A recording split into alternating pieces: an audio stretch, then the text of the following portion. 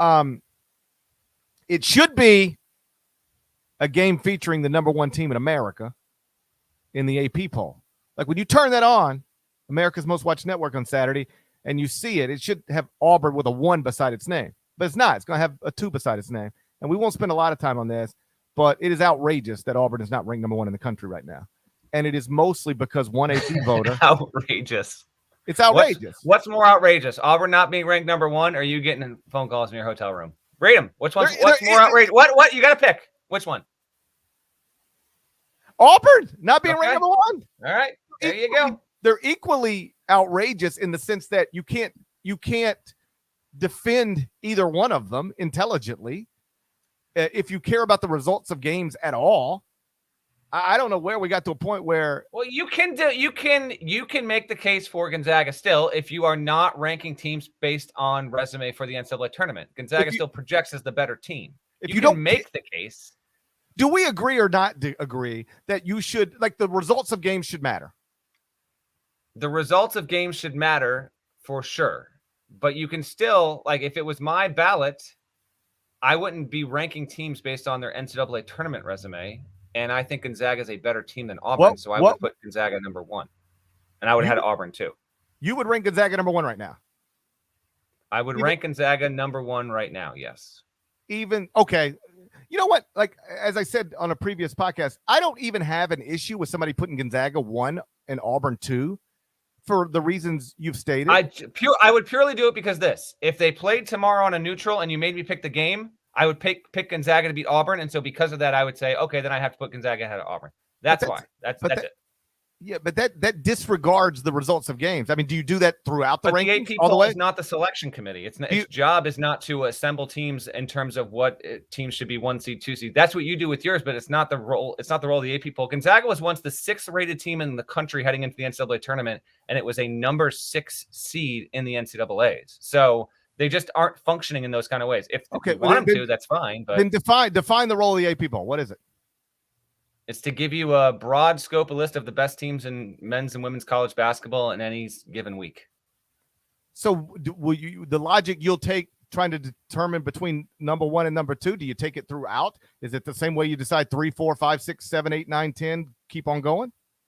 Generally speaking, if the resumes are close, yes. But the results should matter. I'm not saying they shouldn't. I think it's very narrow. Like, I think the difference here is extremely narrow. And part of this is because Gonzaga, granted, I know the competition, but BYU was in there. Gonzaga's looked ridiculous. Like it's averaging 113, 14 points. So because it's kind of rounding into form coming off a COVID pause, I would put the Bulldogs number 1. That's all. It's very, very narrow. For me, the issue isn't Gonzaga being ranked number 1 and Auburn being ranked number 2 on a ballot. I disagree with that. I fundamentally think you should respect the results of games. Like the point per possession numbers are interesting. Pay attention to them. The betting markets do. But ultimately, like, somebody wins, somebody loses. I'm more interested in respecting the results of games.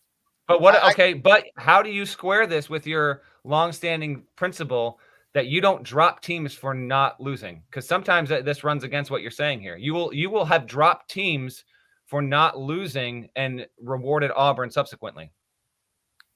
I have dropped teams for not losing before. But you don't do it often, right? I don't like to do it. If only because if you put me in charge of the ranking tool, I would get rid of the little arrows that say up and down, because people get too caught up in that. I've actually requested, can we get rid of those arrows? Because people get caught up like, well, they won yesterday and you dropped them. Well, no, they didn't. I didn't drop them as much as they got pushed down because somebody jumped them. That's going to happen in this morning's top 25 and 1, and somebody will say something about it. So like, I do it enough to where I wish we could get rid of those arrows so people wouldn't get caught up on it. I'm not against dropping somebody after they win.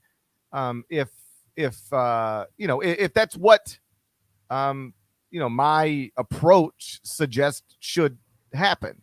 But either way, here's my larger point. Argue Gonzaga, Auburn all day long if you want. And depending on your approach, you can reach a different conclusion. I acknowledge that. If you are tied to the metrics, then Gonzaga is going to rate higher than Auburn in almost all of them. Not strength of record, but in almost all of them. if you're focusing on the results of games, Auburn clearly should be number one ahead of Gonzaga. I agree with you. That's why Jerry Palm has them as the number one overall seed. My issue is having Gonzaga 1 and having Auburn 9. Yeah, I know.